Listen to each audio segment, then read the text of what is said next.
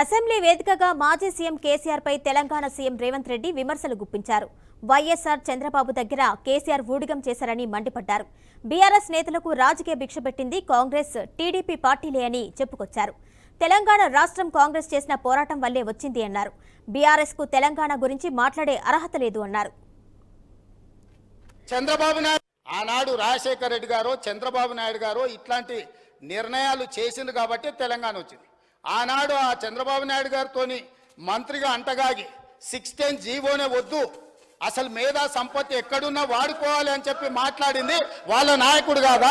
చంద్రబాబు నాయుడు పక్కలే చేరి చంద్రబాబు నాయుడుతో ఇవన్నీ చేయించింది వాళ్ళు కాదా? రాజశేఖర రెడ్డి గారి ప్రభుత్వంలో ఇప్పుడు లేచి ఎగురుతున్న ఆయన వార్డు మెంబర్ కాకపోయినా ఆ రాజశేఖర రెడ్డి గారే కదా మంత్రి చేసింది నిన్ను. పోతిరెడ్డిపాడు పొక్క పెద్దగా చేసినప్పుడు కడప జిల్లా ఇన్ఛార్జ్ మంత్రి ఎవరు అధ్యక్ష? కీర్తిశేషులు నాయన నరసింహారెడ్డి టీఆర్ఎస్ మంత్రి కాదా? రాజశేఖర రెడ్డి గారు పంచన చేరింది మీరు, చంద్రబాబు నాయుడు గారు పంచన చేరింది మీరు. ఈ తప్పిదాలకు మమ్మల్ని కాదు మీరు బాధ్యులు.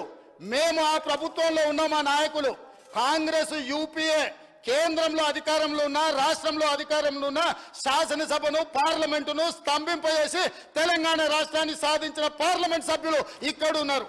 ఇది మా నిబద్ధత. మీరు పదవుల కోసము పెదవులు మూసుకొని రాజశేఖర రెడ్డి మంత్రి పదవి ఇస్తే రాజశేఖర రెడ్డి దగ్గర ఊడిగం చేసింది మీరు.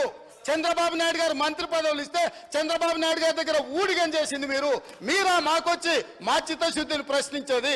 తెలంగాణ బిల్లు వచ్చినప్పుడు ఆ ముందలి సీట్లో చంద్రబాబు నాయుడు గారు కూర్చున్నప్పుడు ఇప్పుడు ఆ మాగంటి గోపి కూర్చున్న అక్కడనే నిలబడ్డ అధ్యక్ష. నేను 53 నిమిషాలు తెలంగాణ రాష్ట్రం ఎందుకు కావాలి, సమైక్య రాష్ట్రంలో ఉమ్మడి పరిపాలనలో జరిగిన అన్యాయం మీద నిటారుగా నిలబడి అక్కడి నుంచి నేను మాట్లాడిన అధ్యక్ష. పునర్విభజన చట్టం వచ్చినప్పుడు ఆయనగా పక్కలో కూర్చుని ఆయన ఏడున్నాడు, ఆయన మాట్లాడిండు కదా, తీయండి ఏం మాట్లాడిండు.